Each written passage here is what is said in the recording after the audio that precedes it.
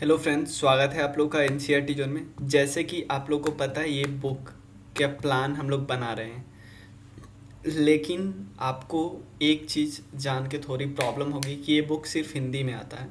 Clear है? लेकिन ये बुक बहुत अच्छी है। क्यों बोल रहा हूँ? क्योंकि इसमें बहुत सारे लास्ट समय के रिवीजन के लिए बहुत अच्छी बुक है। कि हम इसमें क्या है, और एक चीज़ तो इसमें सबसे अच्छी ये है कि इसमें क्वेश्चन आंसर के फॉर्म में दिया है कि आप फैक्ट्स तो बहुत देख लेते हैं लेकिन क्वेश्चन आंसर के फॉर्म में। और इसमें ये भी नहीं कि ऑप्शन में दे के रखे, एमसीक्यू भी नहीं है कि आप सोच के एक एक देख के चार ऑप्शन में है तो एक लगा भी तो कोई। इसमें और भी एक अच्छी बात है कि एटलीस्ट आपको सोचना पड़ेगा, आपको याद करना पड़ेगा भाई इसका आंसर होगा तो होगा क्या, मतलब ऑप्शन नहीं दे रखा है। तो ये बुक इतनी अच्छी है कि मैं आपको बता रहा हूँ। तो लेकिन सिर्फ इंग्लिश में है, सिर्फ हिंदी में है बुक। क्लियर? सिर्फ हिंदी में बुक। ये बोलते हैं कि इसमें आपको पूरा का पूरा समरी है एनसीईआरटी का 6 to 12 हर एक सब्जेक्ट का है। लेकिन मैं भी देखा हूँ काफ़ी अच्छी बुक है ये। अगर कोई वन रिवीजन के पर्पज़ के लिए यूज करता है, हम ऐसा नहीं बोल सकते कि ये इसी पे डिपेंडेंट है तो भी ठीक है।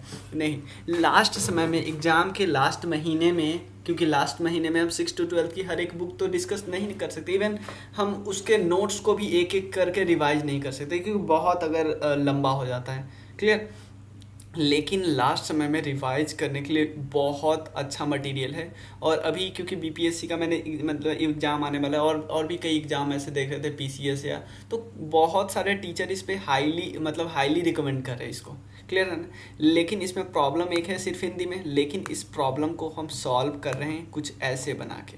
क्लियर है ना? कुछ ऐसे नोट्स बना के जिसमें हिंदी है और उसका इंग्लिश मैं खुद से लिखने का ट्राई कर रहा हूँ। लेकिन इसमें आप लोग की हेल्प चाहिए। कैसे? सबसे पहले जो हमारा प्लानर है, क्लियर है ना, जो हमारा प्लानर है, प्लानिंग को देख सकते हो आप। क्लियर है ना? जो हमारा प्लानर है, प्लानिंग को आप देख सकते हो। प्लानिंग में हमने क्या क्या प्लान में जोड़ा हुआ है। प्लानिंग 10 अक्टूबर से स्टार्ट होगा, जिसमें हम बायोलॉजी, पॉलिटी, इकोनॉमिक्स ये सब डिस्कस करेंगे। बिहार स्पेशल, एनसीईआरटी की समरी यही वाली, और current affairs. Clear? Current affairs. और ये दो लेक्चर है ना, एमसीक्यू लूसेंट का और एमसीक्यू एनसीईआरटी का। क्लियर ना? इस पे अभी थोड़ी तलवार लटक रही है। क्यों? क्योंकि इसको मतलब मेरे पास उतना टाइम अभी नहीं बच रहा है कि मैं इसके लिए भी पीपीटी बनाऊं, क्योंकि मुझे अब नॉर्मल किताब से देख के नोट्स मतलब सिंपल बनाना मुझे अब अच्छा नहीं लगता, बिना पीपीटी अच्छे से नोट्स बनाना। क्योंकि मुझे पता है ये नोट्स आज के लिए नहीं बना रहा हूँ मैं, ये आने वाले कुछ सालों के लिए ही रहने वाला है। तो मैं इसको थोड़ा सा समय देकर अच्छे से बनाना चाहता हूँ। लेकिन आप लोग इसमें हेल्प कर सकते हैं मेरा, आप लोग कंट्रीब्यूशन कर सकते हैं, जिसके मदद से मैं कुछ काम आउटसोर्स करवा सकूँ, कम से कम प्रेजेंटेशन बनाने का काम। तो आप में से जो लोग कर सकते हैं वो कीजिए प्लीज़। क्लियर? तो चलिए शुरू करते हैं। इसमें कैसे कैसे कराएंगे वो मैं बता दे रहा हूँ। क्लियर? देखिए, ये बुक बहुत अच्छी बुक है, क्योंकि ये लोग बोलते हैं कि एनसीईआरटी की समरी है, इसमें 6 to 12 की है, और हिंदी और इंग्लिश, हिंदी में है एक्चुअली, लेकिन इंग्लिश में क्या क्या बोलते हैं, वन लाइनर फॉर्म में सही बोलते हैं। और महेश कुमार बर्नवाल सर का है, जो कि आपको पता है कि एसएसपी है पुडुचेरी में अभी। क्लियर? और आपको ये भी पता होगा कि एक आईपीएस ऑफिसर है। क्लियर? ये भी आपको पता होगा। क्लियर? तो कॉस्मोस पब्लिकेशन की बुक आती है। हाँ, तो ये कुछ मेरे बारे में है, और ये आप देख सकते हो। आप मुझे अनअकैडमी पे फॉलो भी कर सकते हो। अनअकैडमी का लिंक है ये वाला, आपको डिस्क्रिप्शन सेक्शन में मिल जाएगी। और आप ग्रुप, यहाँ इस पे ग्रुप ज्वाइन कर लेना, लिंक आपको डिस्क्रिप्शन में मिल जाएगी। कंट्रीब्यूट इस नंबर पे आप कर सकते हो। क्लियर? अगर आप मतलब मुझे अगर कुछ मतलब कंट्रीब्यूशन ठीक ठाक आने लगा तो मैं आउटसोर्स करवा दूंगा, नहीं तो मुझे कुछ सीरीज बंद करने ही पड़ेंगे ऑब्वियसली, आप लोगों को पता ही है। क्योंकि एक अकेला बंदा नहीं इतना कर सकता। मतलब हाँ, जैसे लूसेंट वाला हम चला सकते हैं, लेकिन ये वाला और बिहार स्पेशल को अगर मुझे कोई तैयार हो गया फ्री में तो करवा ही लूँगा, कि कोई प्रेजेंटेशन बनाने के लिए नहीं तैयार होता ना, आपको ही पता है। क्लियर? तो आप कंट्रीब्यूशन कर सकते हो इस नंबर पे, गूगल पे, पेटीएम, यूपीआई पे। चलिए शुरू करते हैं। इसको बहुत अच्छा मुझे लगा क्योंकि सिलेबस वाइज दिया है कि भारतीय, जैसे आपको सबसे पहले संवैधानिक विकास पे कुछ क्वेश्चन है, तो बहुत सारे टॉपिक पे क्वेश्चन है। टॉपिक वाइज का सारा कॉन्सेप्ट क्लियर हो जाएगा, सारे कंप्यूटर, खेलकूद, पुरस्कार, विविध सब कुछ है।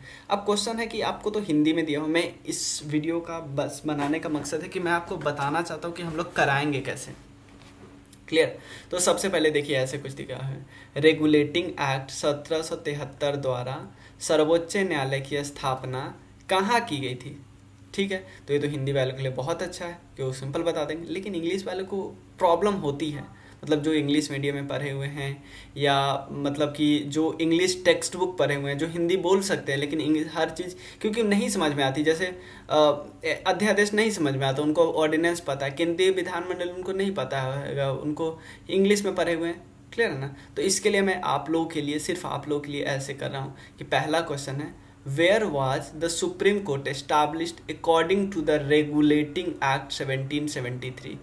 एक्ट जो है रेगुलेटिंग एक्ट 1773 के अंतर्गत एक सर्वोच्च न्यायालय बनाई गई थी, सुप्रीम कोर्ट बनाई गई थी, जिसमें एक जज और एक चीफ जस्टिस और 3 जज थे। कहाँ पे बनाई गई थी, तो इसका आंसर है कलकत्ता। आंसर आप देख सकते हो, कलकत्ता में बनाई गई थी 1774 में। क्लियर, कोई दिक्कत नहीं।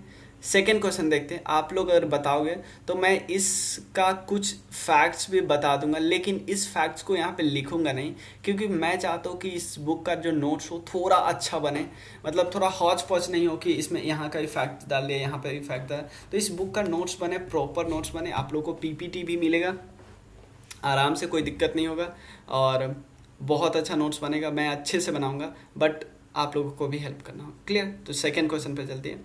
भारतीयों को भारत के प्रशासन में भाग लेने का अधिकार किस अधिनियम के द्वारा प्राप्त हुआ। सेकेंड क्वेश्चन क्या है, under which act Indians were empowered to participate in the administration of India. कौन सा एक्ट है, चार्टर एक्ट 1833। क्लियर है ना, charter act 1833। Clear. Third question हम देखते हैं, भारतीय विधानसभा को बजट पर बहस करने की शक्ति किस अधिनियम के द्वारा प्राप्त हुई।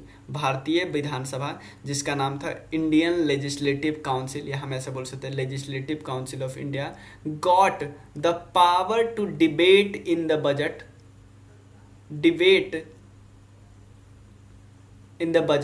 या हम ऐसे बोलते हैं debate for budget under which act. मतलब इंडियन काउंसिल एक्ट में जो बंदे थे, क्योंकि उसमें बहुत सारे बंदे इंडियन थे, तो उनको चाहिए कि भाई जो बजट हो रहा है उस बजट में जो डिस्कशन हो उसमें तो पार्टिसिपेट करें ना, डिबेट भी करें। क्लियर है ना। तो बजट के लिए जो डिस्कशन हो रही है उसमें पार्टिसिपेट करना, मतलब इंडियन लेजिस्लेटिव काउंसिल को पार्टिसिपेट करने का अधिकार किस अधिनियम के तहत मिला। तो आपको पता है इंडियन काउंसिल एक्ट 1892। क्लियर है ना, इंडियन काउंसिल एक्ट इंडिया 1892, क्योंकि 1992 में तो कोई एक्ट आया ही नहीं था, हम आज़ाद हो गए थे 1947 में ही। क्लियर है ना। नेक्स्ट क्वेश्चन देखते थे, केंद्रीय विधानमंडल सर्वप्रथम किस अधिनियम द्वारा द्विसदनीय बनाया गया था। केंद्रीय विधानमंडल को सबसे पहले किस अधिनियम के तहत द्विसदनीय बनाया गया था, मतलब बाई कैमरल बनाया गया था। इसका क्वेश्चन देखिए, under which act central legislative and assembly, हमें आप ऐसे बोल सकते हैं, सेंट्रल लेजिस्लेटिव काउंसिल भी बोलते थे, central legislative council became by cameral बनाया गया था। 2 हाउस, जैसे लोकसभा राज्यसभा नहीं है, उस तरह से 2 हाउस बनाई गई थी। क्लियर। किस अधिनियम के तहत बनाई गई थी, तो गवर्नमेंट ऑफ एक्ट 1990 के तहत। क्लियर। नेक्स्ट क्वेश्चन है, भारत के राष्ट्रपति को अध्यादेश निर्गत करने की शक्ति मूलतः किस अधिनियम से प्रेरित है। तो इसमें वो वाला आ गया कि जो हम नहीं देखे कि हम बहुत चीज़ कॉपी किए किसी से, वो वाला क्वेश्चन, किस एक्ट के अंतर्गत प्रेसिडेंट को एम्पावर किया गया है कि वो ऑर्डिनेंस को पास कर सकते हैं। क्लियर है ना, ऑर्डिनेंस को पास कर सकते हैं। इसको हम टेम्पररी लॉ भी बोलते हैं, अंडर आर्टिकल 13 में टेम्पररी लॉ बोला गया है। तो किस अधिनियम के तहत है, the government of India act 1935 के अधिनियम। तो आपको ये कैसा लगा, और ये वाला जो, क्योंकि ये थोड़े एनिमेशन की होती है ना, तो ये वाला भूल गया था, ऊपर इसमें नंबरिंग देनी होती है, अगर इसको उस समय नहीं दिया, लास्ट में दिया, क्योंकि इसको उस समय देता तो फिर इस सब का हटाना पड़ता। लेकिन मैं बस इसमें दिखाना चाह रहा था कि क्या आप लोग को ऐसे पसंद है। आप लोग एक बारी प्रेजेंटेशन देखिए, इसका प्रेजेंटेशन मैं खुद बनाऊंगा, लेकिन बाकी का मैं आउटसोर्स कर सकता हूं, बट आप लोग थोड़ा पार्टिसिपेट करिए, थोड़ा कंट्रीब्यूट करिए। तो मिलते हैं फिर, आपको ऐसे ही मिलेगी एक वीडियो, और मैं गारंटी लेता हूं कि मैं ख़त्म करने का, मतलब 2 महीने में मैं ख़त्म कर दूंगा जितना भी मेरा, क्योंकि मैं जितना मैं प्लानिंग के हिसाब से बनाऊंगा, प्लानिंग के हिसाब से जो दिया है वैसे ही बनाऊंगा, लेकिन आप लोगों को भी हेल्प करना होगा। मिलते हैं फिर, चलिए थैंक यू। और एक और चीज़ देखिए, जितने लेक्चर का मैं जो टाइम लिखा हूँ, टाइम का मतलब ये नहीं कि मैं उस समय लाइव आऊँगा। देखो लाइव आना थोड़ा टफ हो जाता है क्योंकि उसी समय बैठना होता है, लेकिन हो सकता है मैं वीडियो पहले बना लूँ, मैं उस समय प्रीमियर कर दूंगा, तो मुझे टाइम मिलेगा तो प्रीमियर के समय मैं भी बैठा रहूँगा। जैसे MCQ वाला जो क्वेश्चन होता है, प्रीमियर के समय मैं भी बैठा रहूँगा, कुछ क्वेश्चन आप जवाब देना, हम भी जवाब देंगे। क्लियर है ना? तो ऐसे ही बनेगा। और एक और चीज़, बिहार स्पेशल, क्योंकि बहुत सारे एग्जाम आने वाले हैं बिहार का, तो बिहार स्पेशल में भी ऐसे ही बनेगा, क्योंकि बिहार के जितने भी लोग वीडियो बनाते हैं, इवन अधिकतर बुक भी सिर्फ और सिर्फ किस पे बेसिस है, बेस्ड है हिंदी में ही। क्लियर है ना? लेकिन आपको ये पता है, कोई बाहर का बंदा, यूपी हरियाणा, यहाँ का ही बंदा, दिल्ली का बंदा चाहता है कि बिहार का एग्ज़ाम देना, उसके पब्लिक सर्विस में जाना, तो कुछ तो बच्चे हैं ना भाई, मान लेते हैं 5 लाख बच्चे BPSC का फॉर्म भरते हैं, उसमें से मान लेते हैं 10% तो होंगे भाई, 5% तो होंगे इंग्लिश वाले, 10% तो होते ही होते हैं। तो 10% के लिए कहाँ कोई सोच रहा है? 50,000 लोग के लिए कहाँ कोई सोच रहा है? क्लियर है ना? और सिर्फ BPSC का एग्ज़ाम नहीं होता, और भी बहुत सारे एग्ज़ाम होते हैं, उसमें भी बहुत सारे लोग इंग्लिश में देते हैं। और ख़ासकर जो लोग UPSC की तैयारी करते हैं इंग्लिश में और साथ साथ BPSC देना चाहते हैं, उनके लिए भी मुश्किल खड़ी हो जाती है। क्योंकि होता क्या है, बहुत लोग सिर्फ इस वजह से बिहार PCS का एग्ज़ाम नहीं देते या बिहार का और एग्ज़ाम नहीं देते, क्योंकि उसमें बिहार स्पेशल पूछा जाता है, और बिहार स्पेशल की तैयारी वो इंग्लिश में नहीं कर सकते, मतलब बुक नहीं मिलता रहता है ठीक से। क्योंकि मैं भी बहुत ढूंढा, फिर इंग्लिश में बुक पाना, तो मेरे पास 3 बुक है, एक इंग्लिश और दो इंग्लिश, एक हिंदी में है। जैसे एक है क्राउन पब्लिकेशन की, जो बहुत इंपॉर्टेंट बुक है हिंदी में, उसके बाद इंग्लिश की बुक है 2, एक है KBC नैनो और एक अरिहंत की आती है। क्लियर? तो चलिए मिलते हैं फिर, आपको जैसा लगा बताइए, हम आगे भी बहुत कोर्स लाते जाएंगे, बस आप लोग को सपोर्ट करना है। अगर आपको अच्छा लगता है तो बहुत शेयर कीजिए, मतलब जिनको आपको लगता है कि इनको ज़रूरत है, नहीं मिल रहा है, तो शेयर कीजिए। और मैं गारंटी देता हूँ कि मैं इन आपको बीच में नहीं छोड़ूंगा, ऐसा नहीं कि मैं कुछ करा के छोड़ दूँगा, लेकिन आप लोग को भी सपोर्ट करना होगा बस। चलिए थैंक यू सो मच।